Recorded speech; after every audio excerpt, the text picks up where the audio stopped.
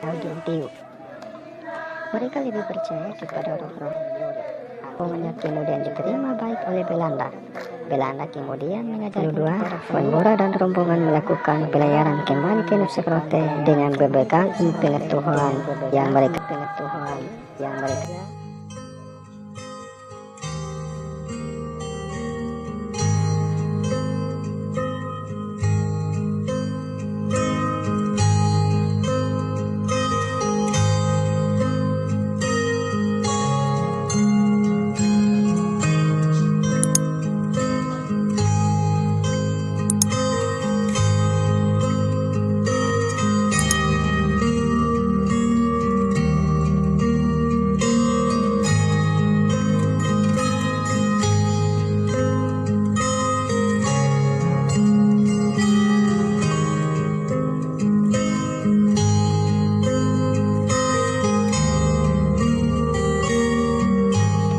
Sebelum masuknya Injil ke Nusa Kerote, kepercayaan masyarakat di Nusa Kerote adalah animisme dan dinamisme atau dintiu.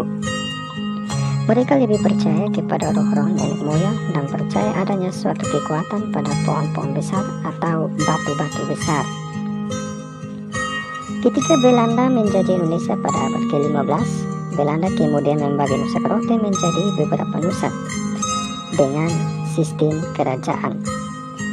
Belanda juga mengajarkan Injil. Belanda mengacu kepada Gospel Growth and Glory. Hal ini juga dirasakan oleh masyarakat Rote. Sehingga pada tahun 1729 di Nusakti, Belanda kemudian mengangkat Voenbura menjadi Raja Nusakti yang kelima. Selama masa pemerintahan Voenbura, ia bertekad menghapus kebiasaan masyarakat yang masih suka menyembah berhala, mencuri, memberontak, dan membunuh.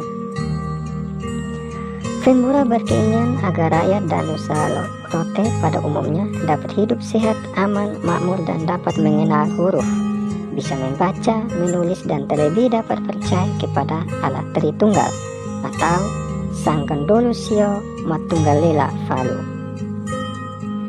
Pada tahun 1729, Voenbura kemudian membuat sebuah bahtera atau perahu atau ofak yang mirip dengan kapal Nina atau kapal pinisi yang dibantu oleh orang Sulawesi Bugis, dan ia beri nama kapal itu Sang Gandolo atau Cari Damai.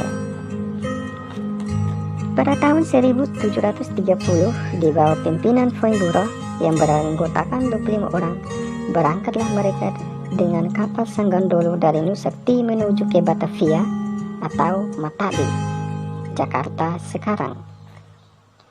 Adapun Voenbura mengajak di Ihua, Raja Lole yang adalah konyadu atau ipar kandungnya, To dengan Lilo atau Raja Ba'a, dan Daranaung, Raja Lelain, di mana keduanya adalah anak mantunya sendiri.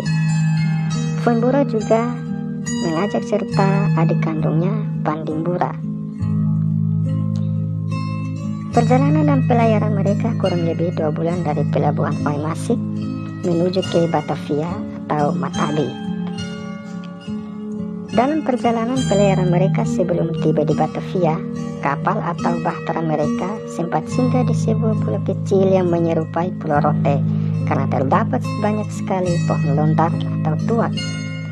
Maka turunlah beberapa orang untuk melihat keadaan pulau tersebut sambil mencari sumber air untuk menambah persediaan mereka di kapal. Adapun adik Voenbura yaitu Pandimbura yang ikut turun serta. Pandimbura kemudian merasa tertarik dengan keadaan di pulau itu, yakni Pulau Sabu atau Nusa Safu. Pandimbura memutuskan untuk tinggal di Pulau Sabu, tidak melanjutkan perjalanan bersama kakaknya menuju ke Batavia. Hingga sampai sekarang orang percaya bahwa salah satu keturunan Pandimbura di Pulau Sabu adalah keluarga Riu Kaho. Voenbura kemudian merasa kehilangan adiknya, tetapi misi untuk mencari damai tetap dilanjutkan. Hingga kurang lebih 2 bulan tibalah Voenbura dan rombongannya di Batavia. Voenbura bertemu dengan Gubernur Hindia Belanda saat itu, yaitu Gubernur Jenderal Mr. Dirija van Kloon, yang menyampaikan maksud dan niat baiknya kepada Belanda. Foembura dan rombongannya kemudian diterima baik oleh Belanda. Belanda kemudian mengajarkan kepada Foembura ilmu pengetahuan, ilmu pemerintahan, dan juga pengetahuan akan Injil. Sebagai bekal untuk dilanjutkan di Nusa Kelote, Foembura pada akhirnya dibaptis oleh Tuan Diederik Durven atau pendeta Belanda dengan nama Benjamin Mesa. Pada tahun 1732, Foembura dan rombongan melakukan pelayaran kembali ke Nusa Kelote dengan berbekal ilmu pengetahuan yang mereka dapat dari Belanda. Belanda kemudian memberikan kepada Foembura Alkitab, buku tulis, alat tulis, tinta, sebuah meriam, sebuah kursi raja, sebuah tongkat berkepala emas, 2 buah lonceng gereja yang masih digunakan oleh gereja Tudameda dan gereja Menggelama. Pada saat keberangkatan Foembura dan rombongan kembali ke Pulau Rote, konon mereka meninggalkan seorang anak negeri yaitu Kanaketu, yang adalah seorang kepala suku yang dijadikan sebagai tumbal dalam pelayaran pulang. Namun sebelum rombongan Foembura tiba kembali di Rote, Kanaketu sudah tiba lebih dahulu di Rote. Menurut cerita legenda, Kanaketu menggunakan transportasi ikan hiu. Itu sebabnya keluarga Kanaketu sampai saat ini tidak memakan ikan hiu. Atas kepulangan Kanaketu ke Nusa Kelote, maka sebagai pengganti tumbal satu-satunya putra tunggal Raja Foembura, yaitu Henufoe, yang menjadi korban meninggal dunia. Sehingga pada saat Bahtera atau kapal Sanggondolo tiba kembali di Nusa Kelote, Foembura tidak rela turun dari Bahtera tersebut karena ia mendengar kabar bahwa putranya Henufoe sudah meninggal dunia. Isak tangis Foembura bersama rombongan begitu memilukan dengar oleh semua tua-tua adat, Maneleo dan semua keluarga di sepanjang pantai Viu lain, sambil terdengar tuturan adat dari Raja Foembura. Balon leu tunggal bakuli mang leu sangga tuisina, te balon ana di udua, te lurik neni bulu ulu ma sangga neni buah susah, te naskedu mama matani buah susah ma bule ulun. Yang artinya, pada saat kami berangkat ke Batavia, adik saya Pandimbura turun dari tanah orang atau Pulau Sabu dan berpisah dari rombongan kami. Saya kehilangan adik saya Pandimbura. Kini saya kembali di Nusa Fofuni, anakku Henufoe dipanggil kembali ke Sang Pencipta. Saya kehilangan anak kandung saya. Mungkin Tuhan tidak mengizinkan saya kembali lagi di Nusa Tinggi. Biarlah saya bersama semua anak negeri yang berada di Bahtera ini melanjutkan perjalanan entah kemana di bawah angin dan disiram ombak. Namun semua tua adat Maneleo bersama masyarakat membunyikan tambur atau labu, gong atau meko disertai tangisan keras yang memilukan disertai tuturan adat. Boso maskedu maboso mamatani, te Pandimbura ana sambu, ma Henufoe ana lau. Tehu biela falu ina Nusa Tinggi, ma ana mak ingus setelanga.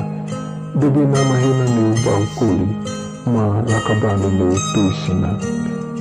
Behenu metipunu ma hari mamak rolun, hadak nae osama lola matuak, ma amak ma mesen, de kondaleo. Fukol ma kafadu, teina ma ifamala faluina nama. Foleo bena lama tuak fe baluk maitia, meti fukonda ila baluk leo. Peta na ibasan da deneo anamak sama loko wana sepilanga. Maai faluina de taleo giana timu dulu, deneo ko ai menindu tufak ma ai sanggulalo. De kona leo lama tuak susue. Yang artinya bahwa kalau Tuhan tidak turun di Nusa Fofuni Nusa Tinggi, maka pasti kami akan kehilangan seorang ayah atau raja, guru dan pelaut, juga sebagai pelayung dan pelindung anak-anak negeri Nusa Tinggi, dan akhirnya kami pun akan menjadi piatu dan tidak mempunyai ayah, raja dan guru yang akhirnya kami semua pun akan susah sengsara dan mati nantinya. Setelah didengar oleh Foembura tuturan adat serta bunyi tambur dan gong, maka turunlah Raja bersama dengan semua rombongan dari atas kapal Sanggandolo yang disambut dengan bunyi tamur dan gong serta tangis kembalinya Raja Fenbula bersama rombongan. Setelah kembalinya di Viulain pada tahun 1732, Raja Fenbula kemudian membuka sekolah agama pada tahun 1733 yang dibuka untuk kalangan anak-anak rote sebanyak 74 orang. Pada tahun 1734, sekolah agama kemudian dibuka untuk umum. Sekolah ini kemudian berdiri di Mokdale. Kemudian sekolah dipindahkan ke TTS atau SOE.